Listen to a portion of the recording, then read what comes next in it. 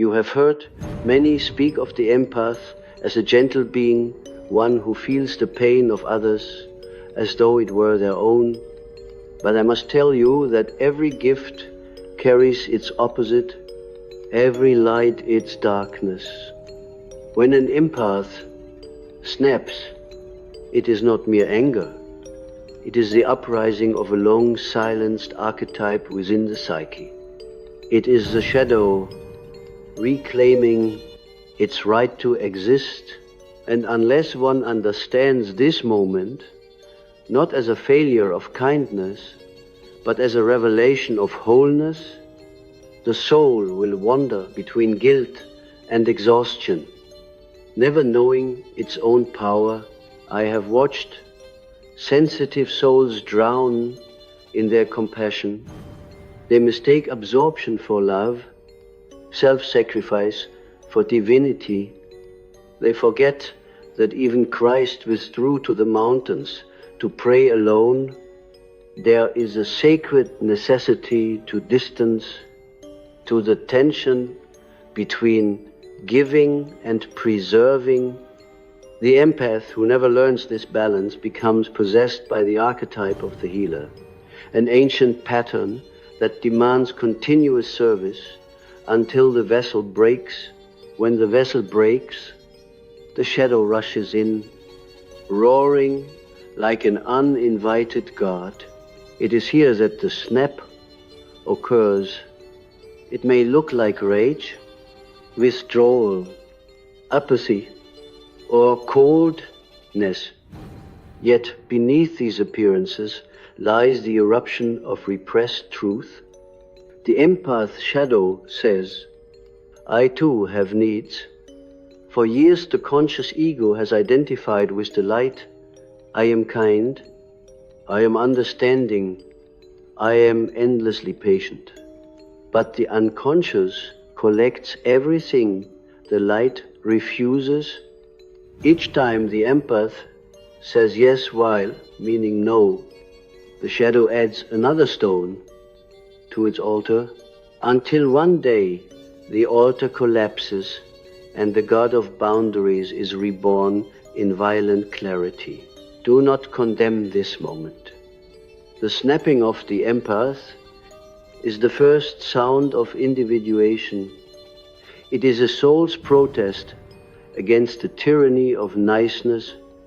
To become whole, you must integrate the serpent that guards your heart, not slay it. The serpent is wisdom coiled within instinct. It bites only when truth is ignored. Many who call themselves empathic are, in truth, afraid of conflict, afraid to wound, afraid to be seen as dark. They confuse harmony with love, but love without honesty is merely anesthesia. Imagine a dream. A woman stands in a garden surrounded by wilting flowers. She waters them day after day, though her own hands bleed. One night, she dreams that the earth opens and swallows the garden. She wakes in terror, not knowing that the dream is merciful. It frees her from false nurturing. The unconscious speaks in symbols, and every empath will one day dream such a dream. The collapse of the garden is the liberation of the soul from compulsive caretaking. When the empath snaps, the world will call it betrayal. Friends may whisper, she has changed, but this change is the return of authenticity. It is not cruelty that rises, it is clarity. For the first time, the empath sees that some relationships were founded on their endless giving. The takers call the awakening selfish because their supply has ended. Yet the gods favor those who learn to say no as a sacred word. In alchemy, separation precedes conjunction. One must burn the false gold before the true metal can shine. There is something deeply mystical about the rage of the gentle. It is the energy of the repressed archetype bursting through the persona. The persona, you recall, is a mask we wear to adapt to society. The empath's persona is the saint's halo, bright, accommodating, endlessly forgiving, but beneath it lives the outlaw, the neglected child, the predator of neglected instincts. When these forces unite, one feels both terror and relief. The psyche trembles because something greater than moral goodness has entered the room, wholeness. The empath's shadow often carries aggression, sexuality, and power qualities that have been deemed dangerous by early experience. Perhaps as a child, the empath learned that anger brought rejection, that desire threatened love. Thus, the psyche split. The ego took tenderness. The unconscious took fire. The more one identifies with the angel, the more the demon grows hungry. Sooner or later, the dam breaks. To the uninitiated, this looks like a breakdown. To the initiated, it is initiation. Listen carefully. The shadow is not evil. Evil is the refusal to see the shadow. Integration begins the moment you admit that the capacity for destruction is also yours. The empath's mercy must be tempered with this knowledge. Otherwise, compassion becomes control. One tries to heal others not because of love, but because of fear. Fear of their pain, fear of their chaos, fear of one's own inner storm, reflected outward. True empathy emerges only after one has faced the horror within and survived its gaze. I once had a patient, a nurse, whose hands trembled when she spoke of her patients. She felt their pain so deeply she could not sleep. One night she dreamed she was drowning in a sea of blood. When she awoke, she felt disgust and guilt. But I told her, this is your soul showing you the cost of identification. You do not heal by drowning with the wounded. You heal by remembering you are not them. That dream saved her life. Within months, she learned to stand beside suffering without absorbing it. And in that stance, she became a true healer, not a martyr. The empath snapping is therefore not the end, but the beginning of boundaries as revelation. Boundaries are not walls.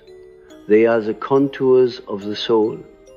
They define where love ends and self-betrayal begins. When an empath finally roars enough, the roar reverberates through ancestral memory. It is the cry of generations of silenced healers, mothers, mystics, who carried the world's wounds in their flesh. The moment of snapping is an ancestral exorcism. You think it is yours alone, but it is archetypal. It belongs to the collective unconscious. Do you feel the trembling in your chest as we speak of this? That trembling is the shadow awakening within you. It says, I will not let you die of goodness. And you, frightened of its voice, call it anger, call it fatigue, call it depression. But it is none of these. It is vitality returning from exile. The empath who integrates the shadow does not stop feeling. They start discerning. They no longer absorb every vibration. They listen with the wisdom of the serpent and the innocence of the dove. If you are one of them, know this: your snapping was sacred. You were never meant to be endlessly available. Even the sun sets to renew its fire. When you finally withdraw your light, those who lived in your radiance will complain of darkness. Let them, for you are not the source of their light. You are a mirror of their forgotten sun. When you rest, they must ignite their own. When the empath begins to reclaim the shadow, something profound occurs. Within the psychic architecture, the self, which once lived split between saint and suppressed sinner, starts to weave its halves back together. This is what I have called the conjunctio in alchemy, the sacred union of opposites. It is never gentle. The empath feels disoriented because the light they once trusted now burns differently. Their compassion becomes fierce instead of soft, discerning instead of indulgent. They begin to sense that empathy without wisdom is merely emotional possession. And that feeling, everything does not equal understanding anything. You must imagine the psyche as a vast cathedral. In the daylight of consciousness, the empath sits at the altar, praying for the world's healing. But below the altar lies a crypt, cold and hidden, filled with the bones of unspoken truths. When the empath snaps, the doors of the crypt burst open. All the forgotten desires, angers, and instincts rise like incense from below. It smells like chaos, but it is the beginning of sanctification. One cannot become holy by staying in the light. Holiness is born from the descent into one's own underworld. The empath's underworld is made of all the boundaries they never enforced. It is littered with ghosts' faces of those they rescued, comforted, tolerated, long past health. Every ghost whispers, "You owe me."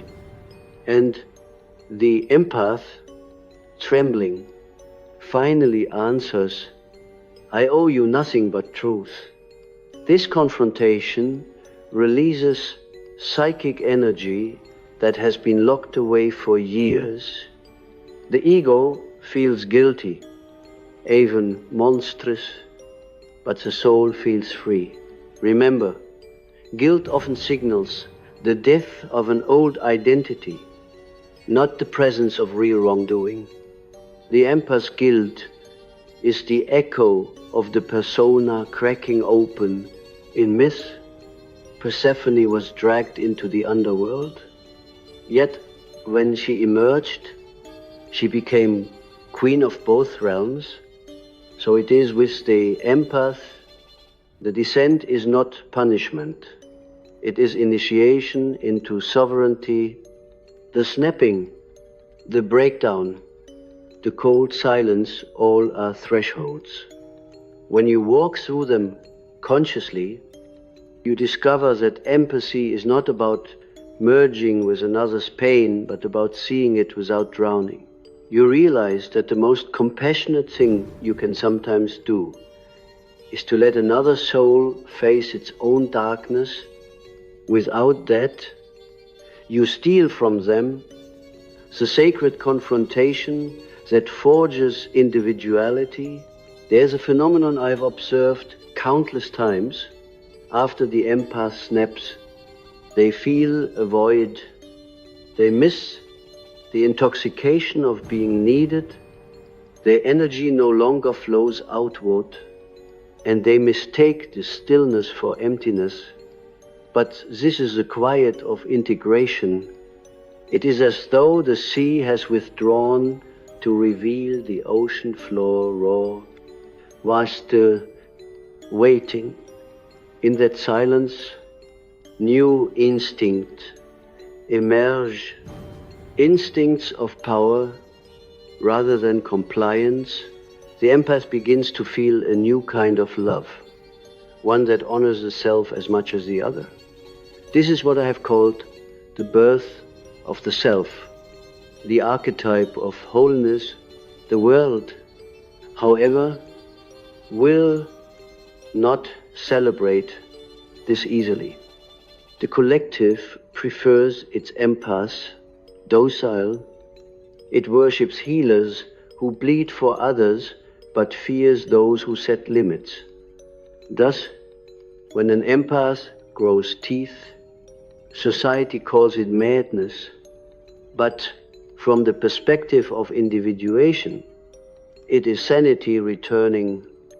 The unconscious always seeks equilibrium. What was repressed must be expressed. What was overextended must contract. The snapping is the psyche's self-regulation, an eruption of the unconscious demanding justice for the neglected self. You may dream strange dreams during this phase. You may see yourself covered in thorns or walking through fire unharmed. These are symbols of purification. Fire burns what no longer serves. Thorns protect what is newly growing.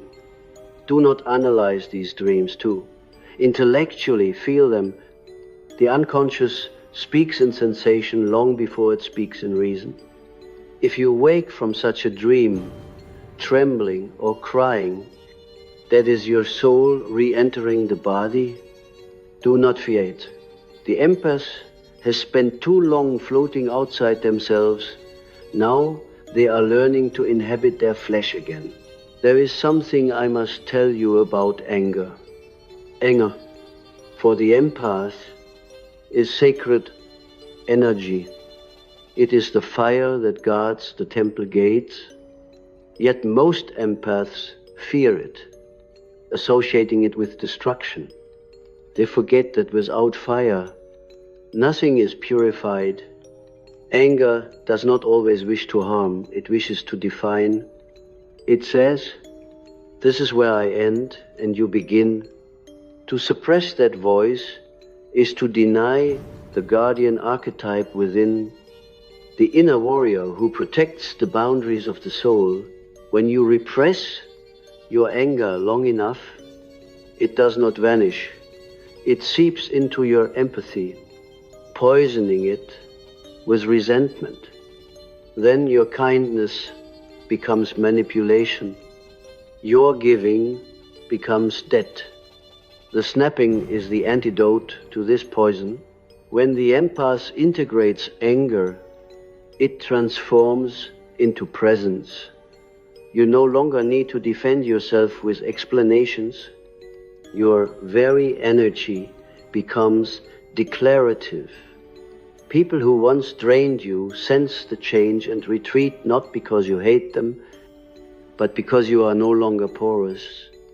You have become a vessel with form. The ancients would call this the formation of the philosopher's stone.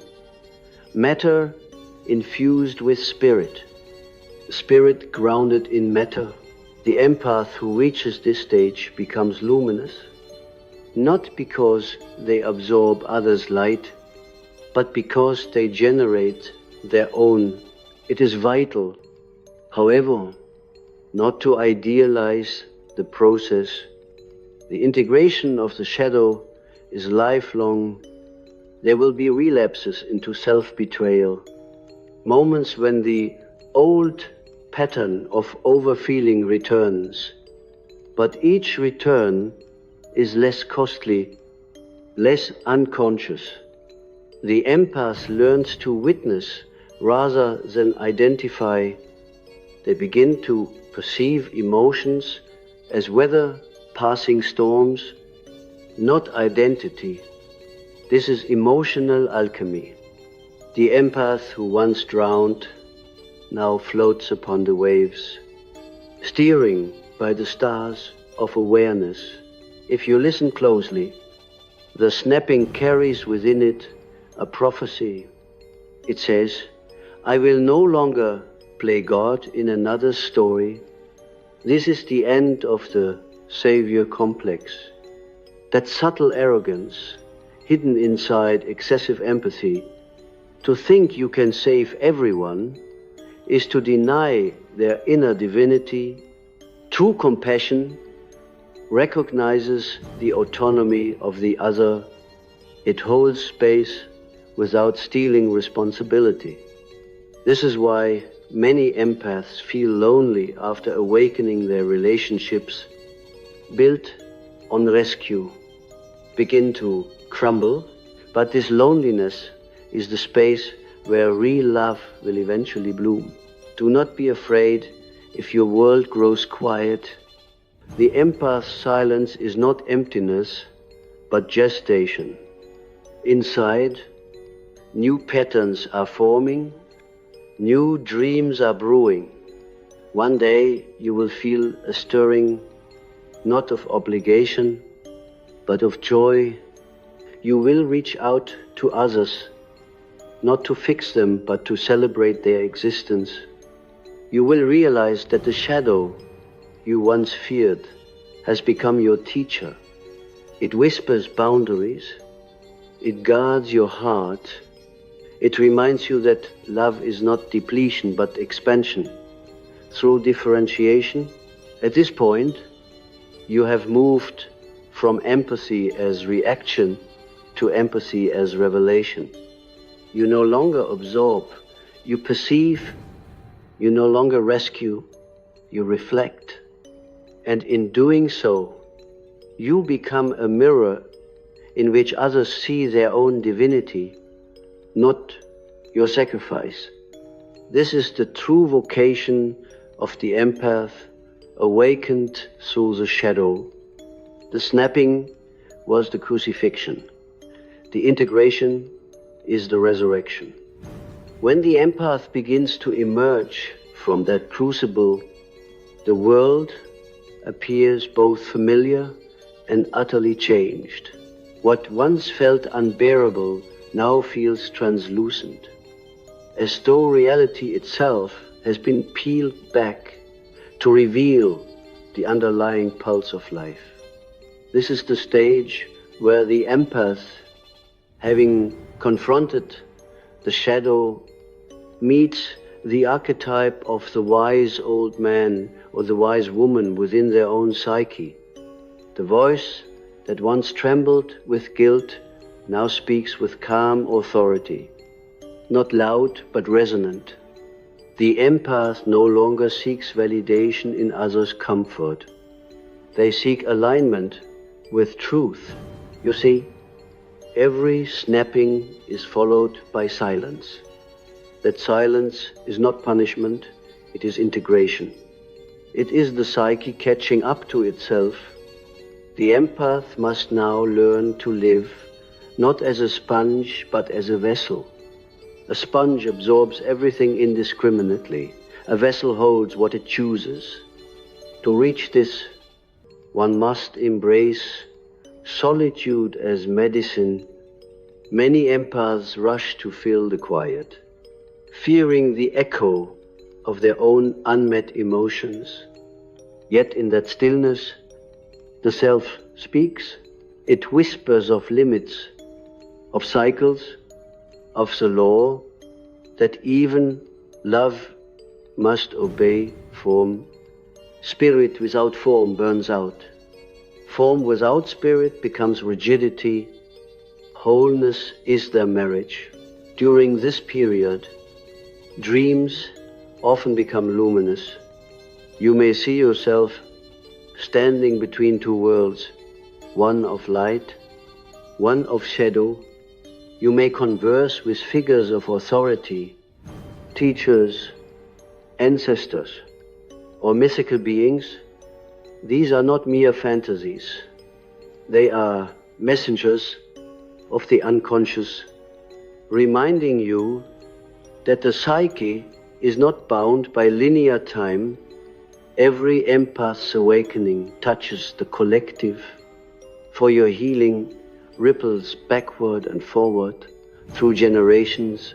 The ancestors who never could say no, who served until death, rejoice when you finally speak the forbidden word.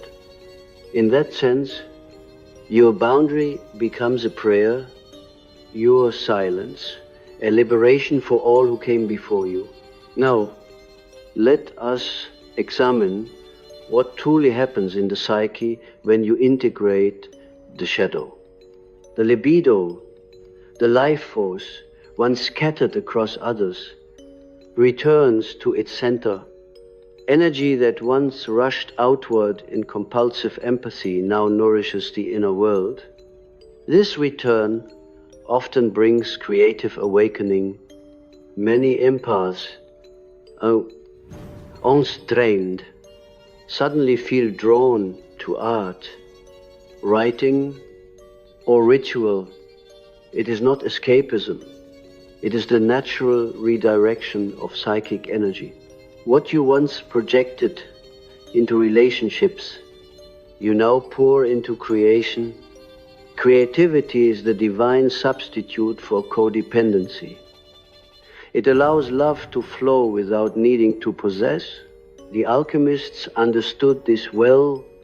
They spoke of the nigredo, the blackening, as the first stage of transformation.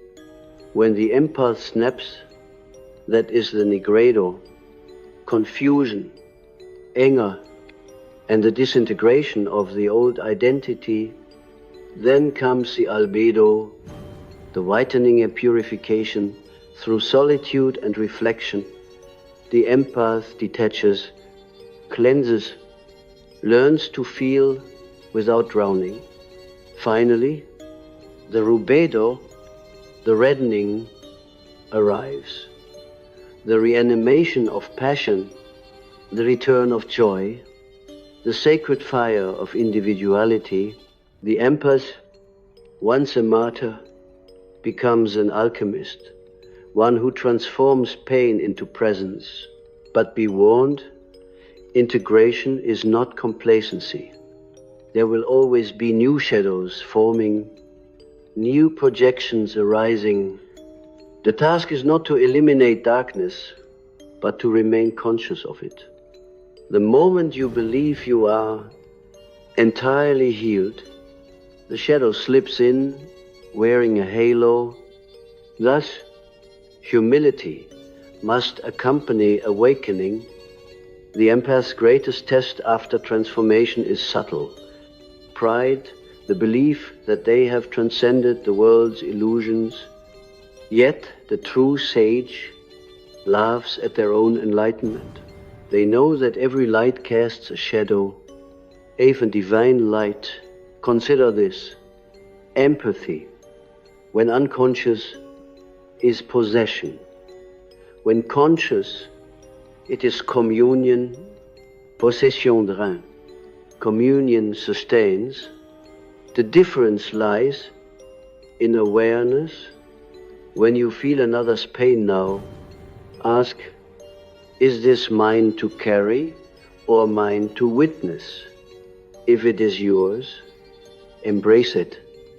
If not, release it. This discernment transforms empathy into wisdom. It is no longer reaction, but participation in the sacred dance of duality.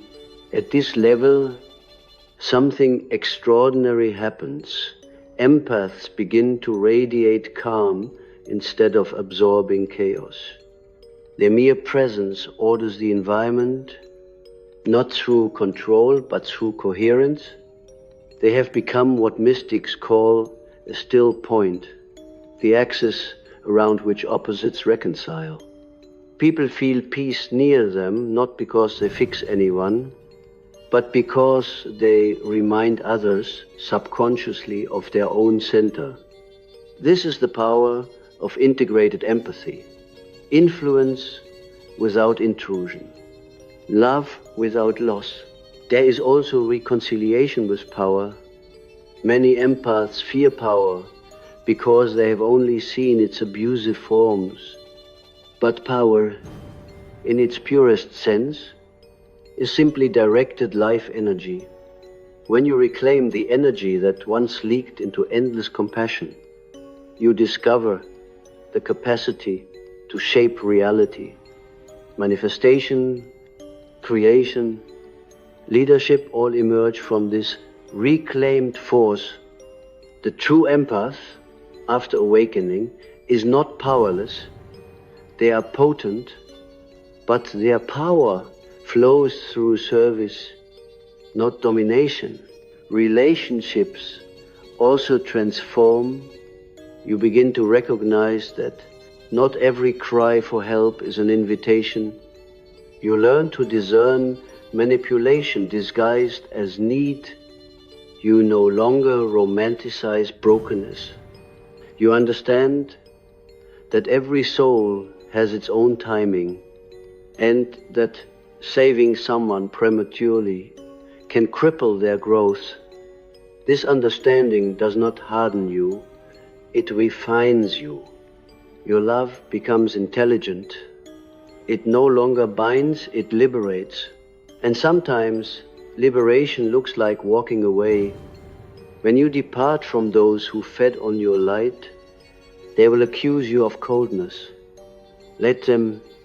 Your detachment is their mirror. You are no longer their savior. You have become their teacher. You show by your absence that dependence is not love. In doing so, you restore sacred balance to relationships that had long been tilted toward exploitation. The empath's journey, then, is the soul's education in divine polarity. It begins in absorption, passes through annihilation, and ends in creation. You learn that to feel deeply is not enough. You must also see deeply. Feeling without seeing blinds you. Seeing without feeling freezes you. The awakened empath unites vision and emotion, heart and mind, as the two wings of consciousness. When you stand at this stage, the world no longer overwhelms you. You perceive suffering not as a personal failure to fix, but as the collective initiation of humanity. You see that pain is the psyche's way of birthing awareness. Compassion flows from you naturally, like light from the sun, without effort, without depletion. You have become transparent to the divine energy moving through you. This is the true essence of the mystic empath, no longer a rescuer, but a revealer of wholeness. The snapping then was never a breakdown. It was the cracking of the old chrysalis. You mistook the shattering for death, but it was birth. The creature that emerged is not who you were, nor who you thought you should be. It is who you have always been beneath the persona. The empath reborn carries both tenderness and strength, both vulnerability and sovereignty. They are no longer afraid of their darkness, because they have seen that darkness is simply unintegrated light. And so we come to the most secret phase of the journey, the stage where the empath, no longer a victim of sensitivity, becomes the vessel of divine perception. It is here that compassion transcends sentiment and becomes a vision of truth. You begin to see not with your eyes, but with the totality of your being. Every encounter, every wound, every betrayal now reveals itself as a mirror. What you once called pain was the soul's attempt to awaken you. The moment of snapping the collapse of your old self was never chaos. It was sacred orchestration. The unconscious demanded that you stop betraying your own energy in the name of virtue. Many come to me asking how to protect their empathy as if it were a fragile crystal. But empathy is not fragile. What is fragile is identification. The empath breaks not because they feel too much, but because they confuse what they feel with who they are. The soul cannot be harmed by sensation. It is only the ego that fractures under the weight of unprocessed feeling. Once you realize this, you stop defending yourself against life. You let energy pass through you, like wind through an open window. You remain aware, but unattached. This is the secret the mystics have always guarded. The sensitive soul is not a burden, but a threshold. Through your sensitivity, the universe becomes self-aware. The pain you feel is not merely personal, it is archetypal. You are participating in the redemption of feeling itself. Humanity has long feared emotion, worshipping intellect and control. The empath's existence restores balance, reminding the world that to feel is not weakness, but consciousness, expanding through flesh. But to fulfill this role, you must first master the shadow, otherwise your sensitivity becomes self-destruction rather than revelation. In dreams, the awakened empath often sees symbols of integration, a black and white serpent entwined, or a heart beating inside a crystal sphere. These images signify the union of opposites, the self coming into alignment. The empath who reaches this state becomes what I call a psychopomp, a guide between worlds. You carry light into darkness, not by preaching, but by presence. You are no longer drained by the collective pain, because you have realized that suffering is not your enemy. It is the raw material of transformation. To transmute it, you need only witness it fully, without resistance. At this point, the old habits of self-sacrifice begin to seem almost absurd. You look back at your former self, the one who apologized for existing, who bled to prove worth, and you feel compassion, not shame. You understand that version of you was necessary, for innocence must precede wisdom. Without the naive empathy of youth, you could not have learned the depth of true compassion. The caterpillar had to dissolve before the wings could form. From here, life simplifies. You stop chasing purpose as if it were elsewhere. You realize that your being is purpose, that every breath, every interaction, every act of awareness ripples through the collective unconscious.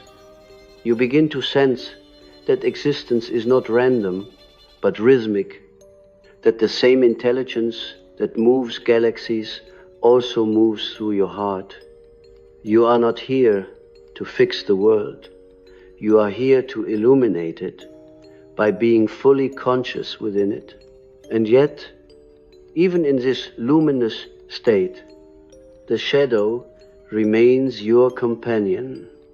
It no longer haunts you, it advises you. It warns you when your energy strays from integrity. You begin to feel its presence as a subtle pull in the gut, a sacred warning. It whispers, do not rescue what refuses to awaken. Do not pour light into a vessel that rejects its own flame. This voice is not cynicism, it is discernment. It ensures that your compassion stays aligned with wisdom, not with codependence. The mature empath listens to this inner guardian as a priest listens to the altar bell. There is a tenderness that returns after this awakening, but it is no longer naive. It is tenderness with backbone, love with intelligence.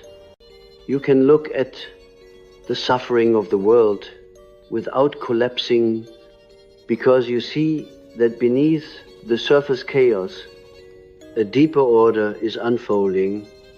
You have learned the sacred paradox: to love deeply without clinging, to serve without absorbing, to feel everything and yet remain still at the center. This is mastery of empathy, the equilibrium of opposites. If you wish to test your growth, observe how you respond to others' pain. Now, do you rush to silence it with solutions, or can you simply sit with it, neither absorbing nor fixing, but witnessing with compassion? The second is divine empathy. It honors the autonomy of every soul's path. The first is human fear disguised as love. You no longer need to prove your goodness. Your presence speaks it. You radiate quiet authority, the kind that does not seek to convince. People may not understand it, but they feel it, an inexplicable peace around you, as if you carry the memory of something ancient and whole. In this way, the empath becomes a living archetype of integration in a fragmented world. You embody what the collective has forgotten, that sensitivity is strength, that boundaries are love, that darkness is not evil, but unawakened light. Through you, the collective unconscious begins to heal itself. Every empath who integrates their shadow contributes to the restoration of balance in the world psyche. This is not metaphor, it is metaphysical reality. The psyche of humanity is one vast organism.